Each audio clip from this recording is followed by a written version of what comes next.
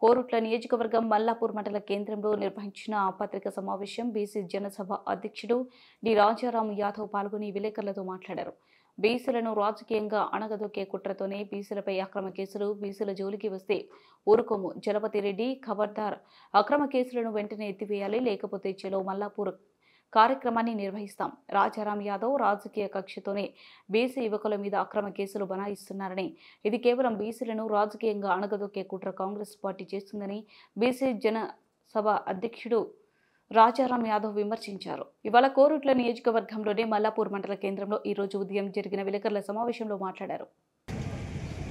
కోరుట్ల నియోజకవర్గంలోని మల్లాపూర్ మండల కేంద్రంలో బీసీ సంఘాలు, బీసీ కుల సంఘాలు, అట్లాగే బహుజనులందరూ కూడా కలిసి ఇక్కడ సమావేశం కావడం జరిగింది.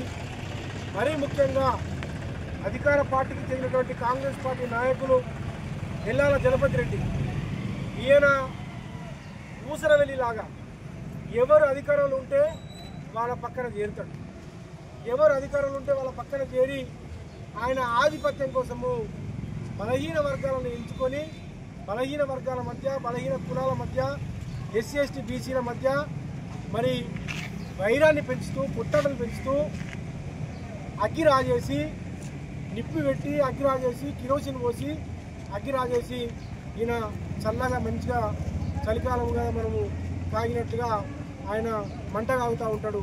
ఆ పద్ధతిలో మల్లాపూర్ మండల ప్రాంతంలో మరి దాదాపుగా 10 సంవత్సరాలుగా మరి ఎల్లాల జలపతి రెడ్డి గారు అనేక అకృత్యాలు ఇక్కడ కొనసాగిస్తూ ఉన్నారు. మొన్నటికి మొన్న ఇక్కడ ఏదైతే అధికారులు మొన్న గ్రామసభ పెట్టిందో ఆ గ్రామసభలో మరి ప్రజలు కానీ, కార్యకర్తలు కానీ, యువకులు కానీ మా సమస్యల పరిష్కారం చేయండి, మాకు ఇచ్చినటువంటి హామీలు నెరవేర్చండి, మీరైతే 6 హామీలు ఇచ్చిండ్రో రైతు రుణమాఫీ కానీ, రైతు బంధు కానీ ఇవన్నిటిగా నెరవేర్చండి, అట్లాగే మరి కళ్యాణ లక్ష్మి కానీ, అన్ని కార్యక్రమాలు, పెన్షన్స్ కానీ ఏవైతే గత ప్రభుత్వం ఏదైతే అనేక సంక్షేమ కార్యక్రమాలు చేసిందో ఆ సంక్షేమ కార్యక్రమాన్ని కొనసాగించండి, అదనంగా మీరు ఇచ్చినటువంటి హామీని నెరవేర్చమని చెప్పేసి ఈ గ్రామానికి సంబంధించినటువంటి, ఈ మండలానికి సంబంధించినటువంటి యువకులు, ముఖ్యంగా బలహీన వర్గాలకు సంబంధించినటువంటి వాళ్ళు ప్రశ్నిస్తే నేను ఒకటే అడుగుతూ ఉన్నాను.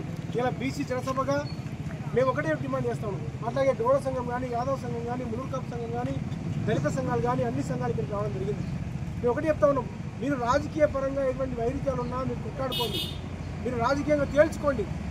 రాజకీయంగా తేల్చుకోకుండా ఇలా మీరు రాజకీయ కక్షను లోపల పెట్టుకొని ఎస్సీ ఎస్టీ అట్రాసిటీ అనే యాక్ట్ని ఇలా నిజంగా మన బాబాసాహెబ్ అంబేద్కర్ గారు దళితులకు అంటరాని వాళ్ళకి ఒక హక్కు, ఒక రక్షణ కోసము ఇలా వారు అట్రాసిటీ యాక్ట్ని తీసుకురావడం జరిగింది. ఇలా ఐపీసీలో అట్రాసిటీ యాక్ట్ అనేది దళితులకు ఒక రక్షణగా అలా ఉన్నది. కానీ ఇలా రాజకీయ కుట్రతోటి ఇలా అట్లాంటి యొక్క పవిత్రమైనటువంటి కేసుని అందరూ కూడా మెజిస్ట్రేట్ గారు ఉన్నారు, ఎమ్మెల్యే గారు ఉన్నారు, మిగతా